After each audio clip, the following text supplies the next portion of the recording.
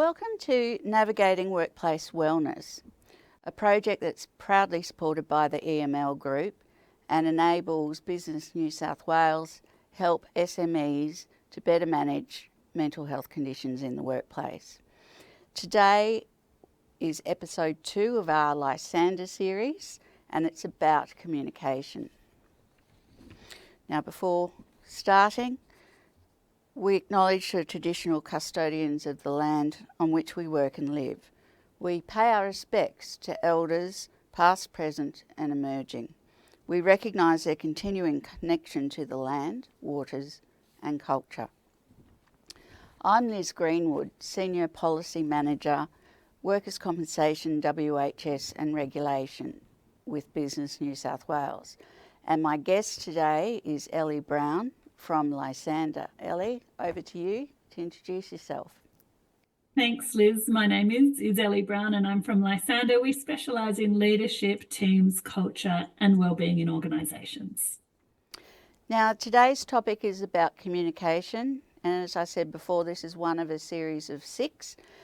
Each episode in this series will follow the same pattern. So there are 4 parts to this episode. Part 1 is why communication is important. Part 2 is if there's one key message to take away from this session, what would that be? Then the third component of this episode recognises that sometimes all this management speak can be a bit theoretical and a bit airy-fairy. So we're concentrating on the practical side of things and giving you practical tools so you can put what we're talking about into practice, and then where to from here in the event that you're interested in this topic and would like to look more into this topic. So first, communication. Ellie, why is it important? Well, we communicate every single day, Liz, but do we ever stop and think about, are we communicating in the best way possible? And what are the barriers to communication? What are the barriers that we put up? Perhaps what are the barriers that are in the organisation? And when we're not communicating well, we can have miscommunications, we can have misunderstandings, and at worst, we can have conflict, stress, bullying, harassment. So what we want to do is focus on making sure how we communicate is really good communication. So the key message, what do we need to remember?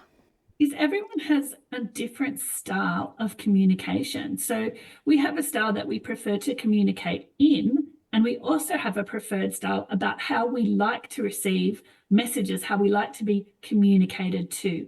And what we need to do is understand everyone's styles of communication and start to flex our style and start to kind of pick up on what's the best style of communication for the situation.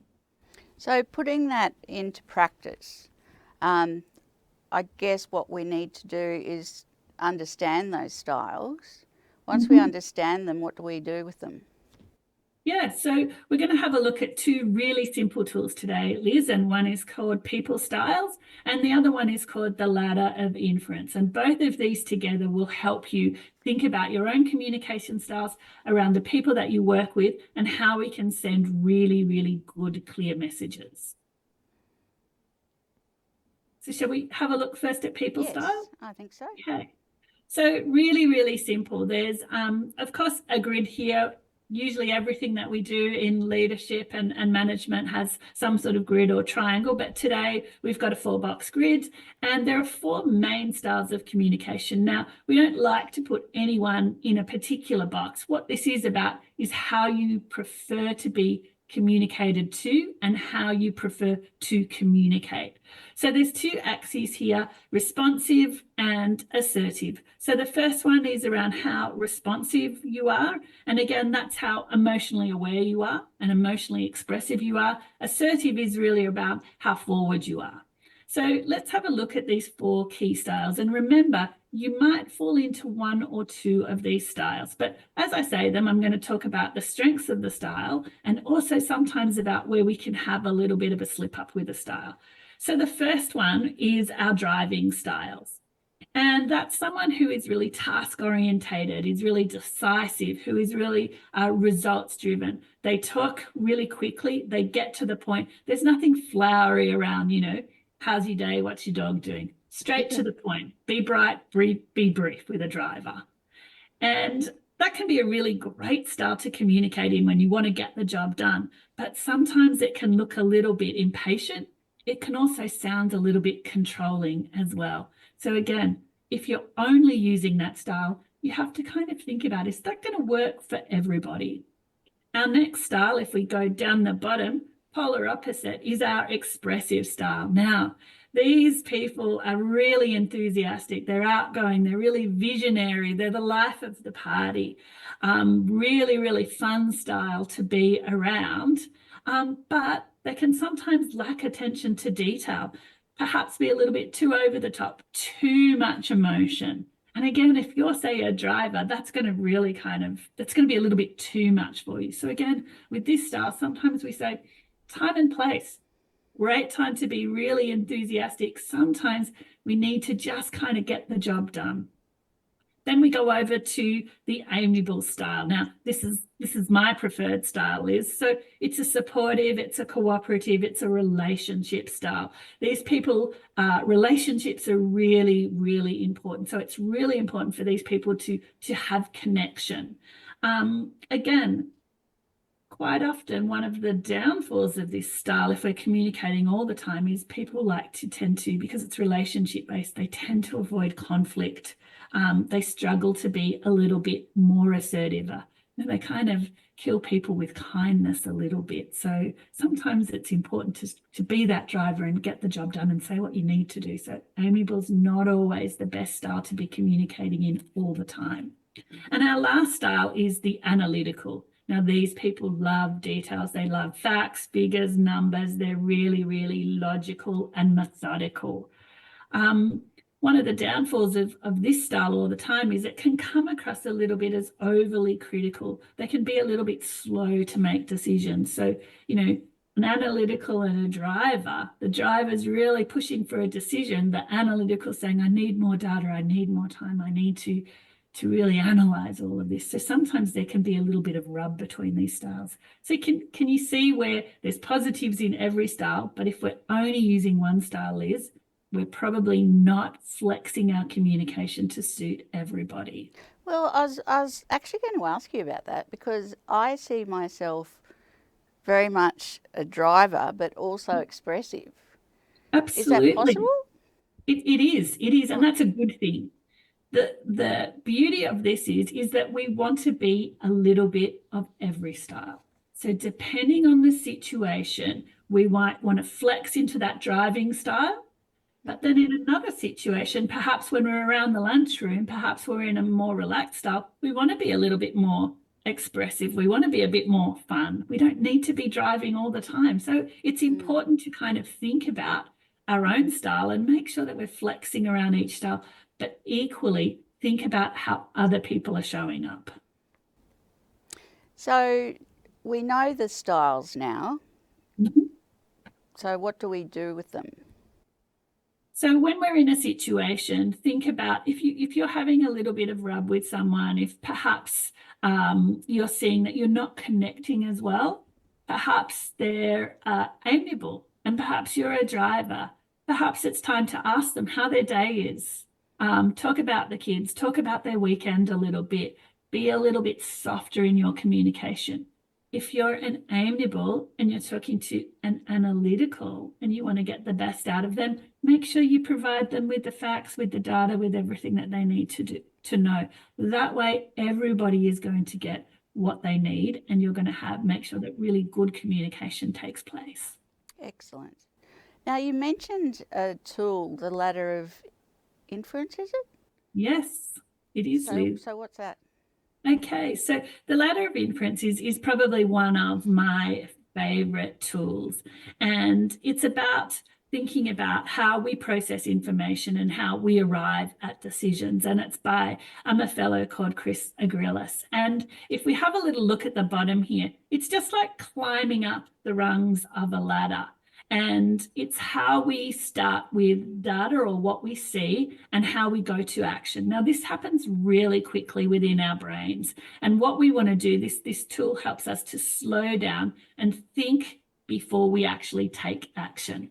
So how it works is we perhaps observe some data, and then we kind of select the data that tells the story in our head. We add some meaning, we underlie it with assumptions, with interpretations, our beliefs. We start to draw conclusions, and then we take action. And normally on a good day, that's okay. But what can happen in that middle bit is our biases, perhaps our assumptions, belief can cloud our decision making. And so what we need to do is slow down our thinking a little bit to make sure, have we got all the data? Have we made some assumptions that may not be correct? Do we need to get more data? Do we need to ask more questions? Do we need to think a little bit before we take action? And when we do this, we make better decisions, we have less misunderstandings, there's less chance of conflict in our workplace. That actually reminds me of when I was in primary school because I had my grade 6 teacher, loved my older sister, really did not like me at all. And every time I handed in my homework, she'd write in red pen, "Please see me." And even now, if I get an email, "Oh, Liz, can you come in and see me?" or "Please see me," it's a trigger. And I'm guilty of that ladder of inference. So maybe I should take a deep breath and remember I'm not a 10-year-old getting in trouble. Look, we all do that. And again, when somebody's communicating that to you, they don't understand that there's a whole lot of background story going on in your head. Whether or not it's rational, it doesn't matter. It's going on in your head and it's very real for you. So what you need to do is climb back down that ladder and go, you know what? Please see me. Could be, "Liz, you are amazing and you are doing a great job and you're getting a promotion." So we need to climb down that ladder and we need to challenge those assumptions and we need to have that positive mindset as well. Oh, good. I'm glad. So where to from here? What if people want to put this into practice? Well, there's lots of things that we can do. I would really encourage people styles from Bolton. There's some quick little quizzes that you can go online. You can do that with your team. Find out what kind of style people like to be communicated to, what kind of style they are. Have a chat about that. Think about how we can foster an open communication, how we can develop trust. We can start to think about our own ladders and we can call each other out and we can say, "Remember the ladder? You just jumped to the top. How about we climb back down?" So there's simple little things that you can do as a team. I would really encourage you to get online, do people styles, have a chat about your styles. Just keep talking. That's very good advice. Maybe not for me because I talk too much, but yes, keep communicating, I guess. Keep the lines of communication open. Yeah. Okay, well, thanks, Ellie. That's been a pretty good session, I think. So thank you so much for coming along and explaining the importance of good communication. Thanks, Liz. Thanks for listening. This series has been made possible through the support of our sponsor, the EML Group.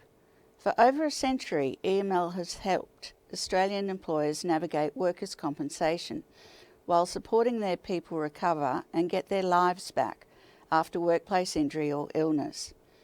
As well as being experts in claims management, they also help employers to reduce the risk of injuries happening in the first place by providing free training, tools and services like this webinar. Visit eml.com.au today to find out more and access their free range of mental health related resources.